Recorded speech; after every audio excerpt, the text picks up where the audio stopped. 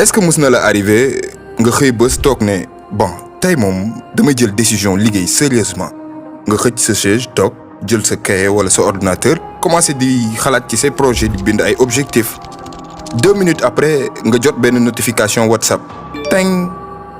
oh Nafi mon message nga ni sa xel no bàyyi ma tontu ko vite fait génnaat continuer liggéey bi nga jël téléphone bi dugg commencé tontu Nafi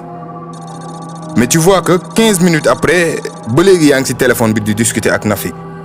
parfois nga message mu yéex a tontu nga génn xool ñi la message woon barki démb tontuwaale seen message en attendant Nafi répondre 1 heure après bon ba léegi yaa ngi ci téléphone bi di discuter ak Nafi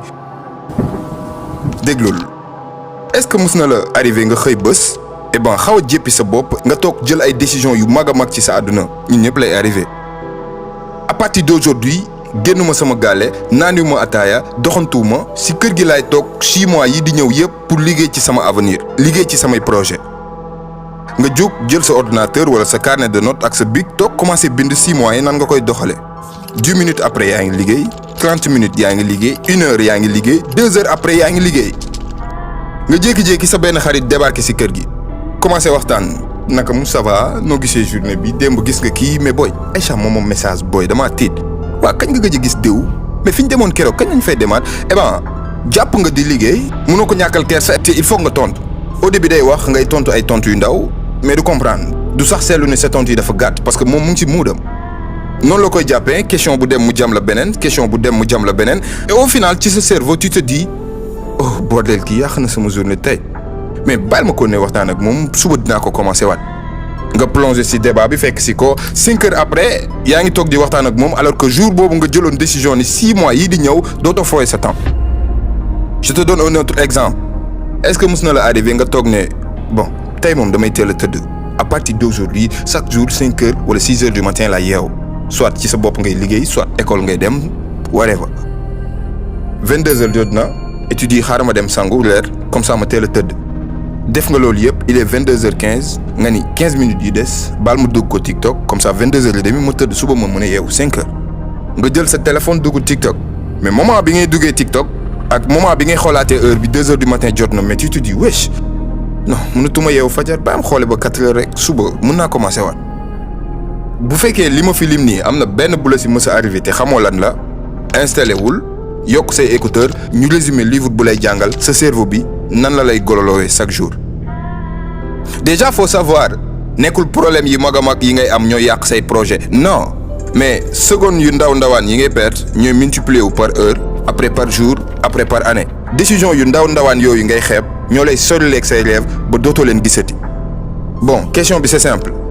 nan nga bëgg a nekkee riche nan nga bëgg a réussir nan nga bëgg a accomplir say rêves bu fekkee yow attention bi nga am ci journée bi yëpp ay yeneen affaire ñoo koy sàcc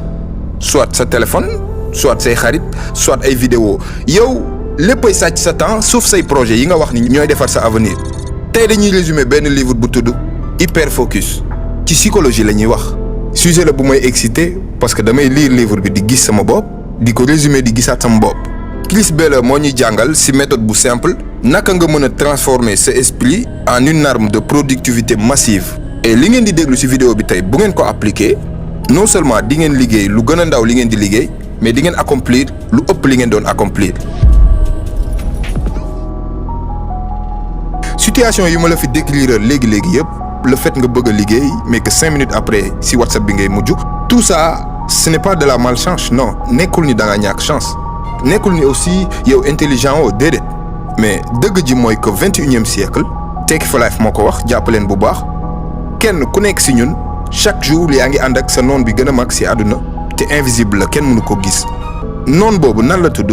ça s'appelle la distraction ci gàttal mooy lépp lu lay teree concentré wu ci li nga bëgg a concentré wu lépp lu lay distraire lépp loo xam boo bëggee concentré wu ci dara daf la ci génne distraction la je vais être clair avec toi en vrai de vrai nekkul ni ñun projet yi ñuy am moo difficile moo tax mënuñoo avancer nekkul ni dañoo ñàkk chance wala intelligent wuñ c'est juste que ci monde bi ñuy dund noonu bu am doole lañ nekkal te chaque jour dañuy coller c'est la distraction parce que même si bu fekkee am nga motivation même si bu fekkee am nga idée yi gën a meilleure ci àdduna bi yëpp bu fekkee sa journée yëpp distraction da koy lekk eh ben jamais plus grand jamais mënoo tabax lu dëgër si 4 parties la résumé livre bi pour que mu yomb a comprendre mais aussi mu bañ a gudd. vidéo tay bi du idée yi nekk si hyper focus bi kese laa si dugal leçon yu bari yu ma lire ci ay livre psychologie ñu ngi si biir. fi ñuy commencer mooy la distraction sa noon numéro 1. distraction mooy sàcc bi sàcc sa énergie ak sa temps te yow mi koy sàcc sax mën nga ko bañ a yëg. benn seconde boo tourné jël sa téléphone tontu benn notification non seulement perte nga minute boobu nga toog di tontu message bi et le pire mooy que sa cerveau pour mu mën a concentrer waat si liggéey boobu nga nekkoon avant nga doon tontu message bi sa cerveau il lui faut 20 minutes pour mu mën a concentrer waat si même concentration bi mu concentré woon si liggéey bi avant nga doon tontu message bi. maintenant imaginez nga toog di liggéey sa téléphone sonné tong nga tourné xool message bi tontu ko perte nga 20 minutes ci sa àdduna yoo xamante ni yëgoo ko sax. imaginez waatal ci journée bi nga def ko 20 fois c'est-à-dire yow ci sa journée bi gaspiller nga des heures et des heures sans nga avancer benn pas. loolu mooy expliquer lan moo tax ngay liggéey ba journée bi jeex nga toog ne mais man tey lan laa def mais pourtant man journée bi yëpp damaa occupé woon lan moo tax avancé wu ma si dara. jàpp leen bu baax a baax dëgg bii distraction c'est l'ennemi principal de ta réussite. tant que combat boobu mënoo koo gagné xamal ni yaa ngi si prison boo xamante ni c'est fort probable que sa giiru dund yëpp doo si mës a génn. exemple bu simple imaginez leen benn tailleur bu nekk Colobane di ñaw ay yére mu toog jël benn tissu war a dagg benn ñaw mais à chaque fois bu commencé di dagg téléphone am sonné krr mu décroché wax waa allo sa ñaw bi fii la toll lii deful teg téléphone bi et moment bi mu tegee téléphone bi ba war a commencé waat dagg bi dina xalaataat ban modèle la nekk di dagg foo mu fàttaliku fan la yamoon. résultat benn liggéey bu ko waroon coûter 3 heures de temps wala 2 heures au final journée bi yëpp la koy jël. c'est la même chose ci say projet personnel yow mi di ma déglu tant que mënoo gagner guerre boobu ngay guerre ak distraction chaque jour jamais doo gis résultat. mosoo leen gis ku àddunaam yàqu parce que dafa échec benn échec bu mag a mag non jamais. déjà échec bi ngay échec ça veut rien dire mais réaction bi ngay am après boo échecgee c'est ça qui définit ba xam échec nga wala échecoo. mais jàpp leen bu baax ta vie ne sera jamais détruite par un seul gros échec non mais par 1000 petites interruptions 1000 affaires yi ndaw a ndaw yi lay interrompre si biir journée bi loolu mooy yàq sa àdduna. et pour faire simple dama leen di jox sama clé bi ma résoudre problème bi bu fekkee am na ay projets yu mag a mag yu ma war a liggéey jamais plus grand jamais du ma laal sama téléphone tant que 14 heures jotul. partie 2 choisir le bon moment pour se concentrer. ce cerveau nekkul même énergie bi lay am pendant toute la journée day am heure yoo xamante ni day puissant productif pare pour liggéey loo ko laaj mu jox la mais aussi day am heure yoo xam day sonn loo ko laaj du la ko jox. et scientifiquement c'est prouvé c'est-à-dire le matin entre 4 heures du matin ba 10 heures ton cerveau est plus clair si lay gën a fonctionner. du simple proverbe mais c'est une réalité biologique maanaam yàlla noonu la ñu mooñaalee nit doomu aadama fajar lay gën a mën a fonctionner que si biir journée bi. bu fekkee nag da nga jël moment yi nga xamante ni sa cerveau si lay gën a mën a fonctionner nga jox ko réseaux sociaux yi yaa ngi gaspiller énergie bi ëpp solo ci sa àdduna. exemple boo jëlee benn étudiant boo xam entre 6 heures du matin ba 8 heures lay réviser ay cours am balaa bruit di commencer balaa xale yi di yeewu balaa nit ñi di jóg étudiant boobu mooy gën a avancer 3 fois plus vite que étudiant bi réviser ay cours am 23 heures heure boobu nga xamante ni day fekk nga sonn distraction yi wër la te yaa ngi ak sa téléphone di tontu ay messages. choisiral yan moment nga war a liggéey et boo sonnee bul liggéey lu tax parce que lii liggéey si yow sonn na moment bi sa cerveau bi pare pour jug xeex moment boobu ngay liggéey. bu fekkee tam ngeen di yeewu fajar li may wax war ngeen see xam dara souvent man li may def entre 5 heures wala 6 heures ba 10 heures wala midi moo ëpp 10 fois li may def entre midi ba 22 heures. jàpp leen bu baax a baax quelques outils ngi ni yu leen permettre ngeen mën a concentrer wu à 100% si li ngeen di liggéey. bi si njëkk mooy la règle des 90 90 1. qu'est-ce que ça veut dire c'est-à-dire si 90 jours yii di ñëw da ngay jël sa 90 minutes yi ngay njëkk a am ci journée bi jagleel ko benn objectif c'est-à-dire da ngay jël benn objectif bi ëpp solo ci sa àdduna pour l'instant nga liggéey si 90 jours yii di ñëw pendant 90 minutes yi njëkk ci sa journée. partie numéro 3 choisir si lan nga war a concentrer wu. sa qualité dund day dépendre si say qualité projet. boo yoree projet bu amul njëriñ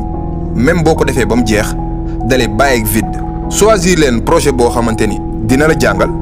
dina la yar mais aussi dina la transformer. bu fekkee da nga jël sa énergie yëpp tasaaree ko ci 10 projets 10 yëpp benn du si dox mais boo jëlee sa énergie nga concentré ko ci ñaar wala ñetti projets yu puissants tu avances vite et tu bâtis des résultats concrets non seulement sa avancement dina gaaw mais aussi ay résultats yu concrets ngay téye exemple des fois nga gis benn jeune boo xam lépp lay bëgg a def en même temps mu ngi ci crypto-monnaie yi mu ngi ci agriculture mu ngi ci football mu ngi ci e-commerce résultat non seulement dina sonn mais aussi du gis résultat parce que benn butéelu ndox nga yor au lieu nga jël ñaari kaas kese wala ñett pour que nga mën a sol kaas yi ba mu fees nga dem jël 10 kaas résultat benn kaas du fees c'est-à-dire zéro résultat mais aussi c'est très facile nga abandonner parce que da ngay rey sa bopp mais doo gis résultat secret bi mooy nga choisir benn activité boo xamante ni dina créer valeur réelle benn business wala compétence bu rare wala habitude boo xamante ni mën na changer sa àdduna boo jëlee exemple benn jeune buy passer 6 heures de temps di jouer FIFA il est concentré wu ne ci jeu bi c'est vrai mais concentration boobu lan la mën a changer ci àddunaam dara alors que boo jëlee beneen jeune buy concentré wu 2 heures de temps kese par jour ci jàng nan la ñuy montager vidéo wala nan la ñuy jaayee ci réseaux sociaux yi ci 2 mois maximum 6 mën na commencer générer xaalis jàpp leen bu baax a baax concentration bu àndul ak stratégie c'est comme nga taxaw ne maa gën a gaaw ci àdduna bi mais yow direction bi ngay daw ak say vitesse du direction bu baax bi quelques outils techniques yu leen mën a permettre ngeen choisir ci ban projet ngeen war a concentrer wu la règle des 80-20 forcément mos ngeen dégg ma wax ko déglu leen bu baax 20% ci effort yi ngay def ci àdduna yëpp pour réussir ñoo lay andil 80% ci résultat yi ngay am ci àdduna ci sa yoonu réussite ma waxaat ko effort yi ngay def yëpp ci àdduna pour réussir bu fekkoon 100 la 20% ci biir effort yooyu kese ñoo lay andil 80% ci résultats yi ngay wër donc wëral lan mooy say 20% nga concentré aussi. Je vous donne la règle des 25-20 bu Warren Buffett que j'aime beaucoup bu fekkee am nga 25 objectifs tànnal 5 ci 25 objectifs yooyu yi ëpp solo yeneen 20 objectifs yi nga interdit ko sa bopp tant que atteindre 5 objectifs yooyu bu laal 20 objectifs yi des. Dernière règle bi may tëjee mooy la règle des 12 semaines. jëlal objectif yi nga fixé woon ci année bi yëpp maanaam ci 12 mois yëpp nga changer 12 mois bi def ko 12 semaines lu tax parce que di nga créer urgence ak exécution di nga xam ni amatoo temps boo perte. règle des 12 semaines bi def naa ci vidéo complet expliqué naa lépp mu ngi nii après vidéo bi mën nga dem nga seetaan ko. objectif bi mooy nga fexe ba sa énergie nga bañ koo tasaare ci affaire yu bari nga concentré ko ci benn affaire 10 ginaar nga war a jàpp te xam nga ni kenn ku nekk war nga koo jàpp sa objectif. mooy que 10 ginaar nga war a jàpp c'est-à-dire 10 objectifs nga am munoo dàq jëndoo 10 ginaar yëpp sinon doo jàpp kenn da ngay topp benn ginaar ba jàpp ko dem tëj demaat jàpp keneen dem tëj booy dem di jàpp kenn nag gis ni mën nga jàppale keneen nga jàppale ko andi ko. 4e et dernière étape renforcer ton focus gis ngeen même bu ngeen demoon ba éliminer distraction yi leen wër yëpp sa esprit mën na ko ne ba léegi di bëgge wala muy bañ a liggéey wala mu bañ a mën a concentrer wu ci benn liggéey. bizarrement am na ñoo xam genre dañoo am problème pour concentrer wu ci benn liggéey pendant 10 minutes mais je pense que bu ngeen suivre étape après étape vidéo bi ngeen choisir li ngeen bëgg choisir ci lan ngeen di concentrer wu ak ci ban heure ngeen ci war a concentrer wu normalement waroo leen am problème pour concentrer wu 25 minutes kese ci liggéey boobu nga xam yéen a ko choisir yéen a wax ni mooy mbir bi ngeen yaakaar ni mën na leen see génne. exemple méditation en pleine conscience mën na leen aider. pour ngeen gën a yokk seen durée de concentration ci benn liggéey actuellement man mën naa concentrer wu ci benn liggéey pendant 1h30 minutes c'est vrai que après 1h sa xel mi day commencer di dem di ñëwaat mais pendant 1h30 yëpp li may def xam naa ko plus ngeen di gën a entraîner seen mémoire ak seen attention ci benn affaire plus ngeen di mën a gérer seen ay projet personnel ak projet bi lu mu mënti complexe secret bi mooy nga entraîner pour yokk sa durée de travail profond mooy lan. mooy moment bi nga concentré woo ci liggéey bi ba fàtte ni temps bi existé na souvent cerveau humain distraction moo ko gën a mën a attirer ci concentration profond bu ngeen seetloo série télévisée yi ngeen di seetaan des fois mën nga seetaan benn série boo xam c'est plus de 50 minutes mais bu jeexee c'est comme si série bi 10 minutes kese la woon et ben concentration boobu nga am ci série bi moom ngay jéem a liggéey ci say projet te bu ngeen fexee ba am concentration boobu ci seen liggéey bi sa cerveau day nekk ci benn état bu ñuy woowee état de puissance c'est-à-dire day mën a produire 10 fois plus que bu concentré wul li muy produire mais façon de concentration boobu boo ko bëggee am il faut nga teg ay conditions ba pare kenn du liggéey di taal sa téléphone désactiver sa notification surtout nga ut espace de travail bu tranquille boo xam kenn du la fa fekk di la déranger bu ñu jëlee exemple ci benn menuisier bu am atelier Saint-Louis mu toog di def benn tâche bu simple boo xam maîtriser na ko c'est-à-dire daaj banc par exemple bu fekkee dafa toog moom kese di daaj banc bi concentré wu en moins d'1 heure vite fait mën na defar banc bi dem jàll ci leneen mais imaginez mu toog di daaj banc boobu en même temps muy waxtaan ak ay xaritam di naan ataaya banc boobu muy daaj peut-être même mën nañ ataaya ba pare wala ba heure wàcc jot te banc bi du pare lu tax parce que environnement bi muy liggéeyee mënu fa am concentration maximale le travail profond est la différence entre ceux qui avancent et ceux qui rêvent seulement nit ku mën a contrôler lan mooy attirer attention contrôler na àddunaam fi may tëjee mooy faut savoir que àdduna du question de sens du question de diplôme non plus du question de sama papa riche la wala sama papa pauvre la non différence bi nekk ci nit yi réussir ak nit yi échouer c'est simple ñiy réussir jàng nañ nan la ñuy def ba maîtriser seen cerveau. je pense que 21e siècle sa combat bi gën a mag nekkul xeex ak pauvreté nekkul yow ak chômage non et aussi du yow ak sa patron non sa combat bi gën a mag mooy yow ak distraction bi yow ak taayal bi ngay taayal yow ak voix boobu di nekk sa bopp bi naan la nañ bàyyi ba suba alors que suba aussi danaan la nañ bàyyiwaat ba suba. 4 points yu am solo yi ngeen war a jàpp ci vidéo tay bi 1 fexe leen ba neutraliser seen distraction 2 xool leen ban heure ngeen di gën a productif ci journée bi ngeen concentré aussi ci liggéey yi ëpp solo ci seen àdduna souvent et très souvent fajar gi la 3 choisir leen yan projet ñoo ëpp solo ci 1 million de projets yi nga yor nga jël ci 2 ba 3 projets nga concentré aussi yooyu kese 4 entraîner ci nan ngay def ba mën a plonger ci travail profond richesse bi ngeen di wër ci àdduna dépendre ci doole yaram bi ngeen am non day dépendre ci doole bi nga am pour mën a focus ci li ëpp solo ci sa àdduna ci moment boobu nga toogee di liggéey protéger leen li attirer seen attention comme trésor li ci des yëpp dina ñëw bu leen fàtte abonné ci chaîne bi aimer vidéo bi parce que chaque dimanche dañuy dugal vidéo bu bees